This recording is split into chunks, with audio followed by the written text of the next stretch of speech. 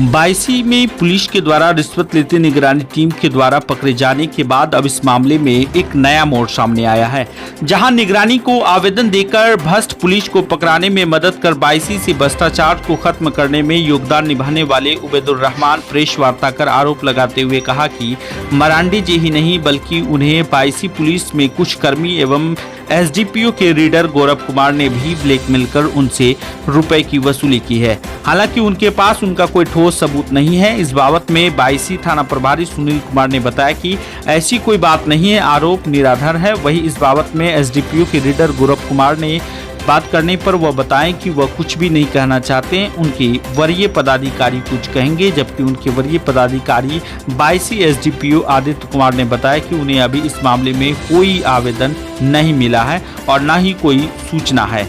यदि इस मामले में गौरव कुमार भी दोषी पाए जाते हैं, उनका दोष साबित होती है तो उनके ऊपर भी अन्य लोगों की भांति कानूनी कार्रवाई की जाएगी।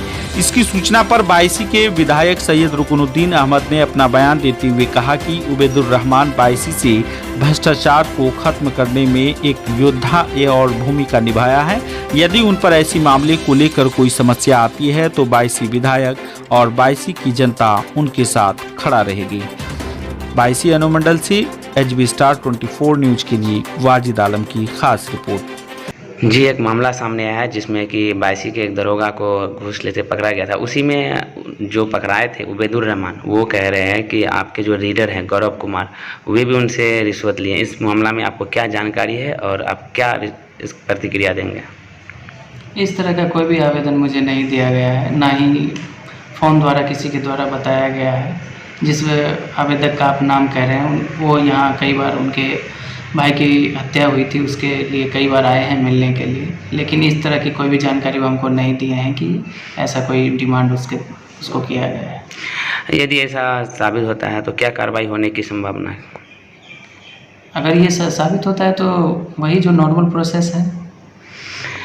कि खुलासा ये है कि जब इंसाफ किसी को नहीं मिलता है ना, तो जो मजलूम है वो कोर्ट की तरफ दौड़ता है। लेकिन कभी कभी एंटी करप्शन ब्यूरो की तरफ भी जाना चाहिए, ताकि ऐसे जो भ्रष्ट ऑफिसर हैं, ऐसे जो घूसखोर ऑफिसर हैं, उनको कम से कम सज़ा मिलनी चाहिए।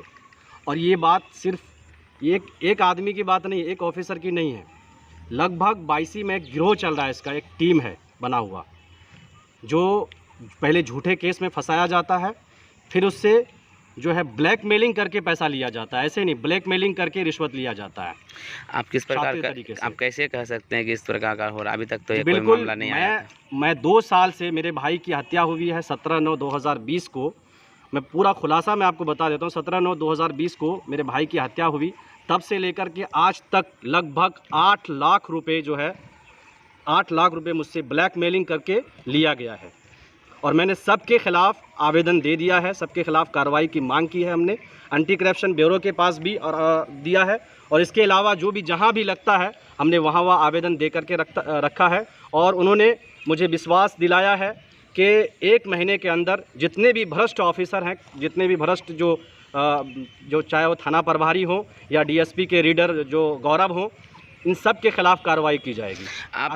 आपने तो आरोप लगाया था कि रीडर जो हैं गौरव उससे आपसे पैसे लिए हैं। आप कैसे साबित करेंगे? आपके पास कोई प्रूफ है? जब वक्त आएगा वो भी साबित किया जाएगा। और हमने आपको बताया कि इन लोगों के खिलाफ जितने भी लोगों ने ब्लैकमेल करके हमसे पैसा लिया है, रिश्वत लिया है, 8 लाख रुपए माने रखता है। मेरे भाई की हत्या हुई और हत्या केस के बाद जो है एक लड़की से मेरे ऊपर रेप का केस करा दिया गया। मैं आपको बताना चाहता हूँ कि 17/9/2020 को मेरे भाई की हत्या हुई थी। इस हत्या कांड में लम्हा बेगम नामजद आरोपी हैं, जो घटना में पूरी तरह से शामिल थी, जिस वजह से वो फरार थी। बाद में स्थानीय पुलिस ने हम लोगों का ब्रेन वॉश किया और लम्हा बेगम को नाबालिग बताकर अभियुक्तों से मोटी रकम लेकर के एक प्लानिंग के तहत उनका नाम हटा दिया। बाद में उसी लम्हा बेगम से मेरे ऊपर पोक्सो एक्ट के तहत केस करवा दिया जाता है। उसी केस को स्थानीय पुलिस बिना किसी इन्वेस्टिगेशन के थ्रू करके भेज दिया जाता है। इस स्थानीय पुलिस के सपोर्ट से आरोपियों का मन अभी भी नहीं भरा है। आरोपी खुलेआम घूम रहे हैं, जितने भी अभियुक्त हैं सब लोग खुलेआम घूम रहे हैं। इससे आप बताइए। आप देखिए, जिनका भी नाम दिए हैं तो ये तो विजिलेंस का टॉपिक है।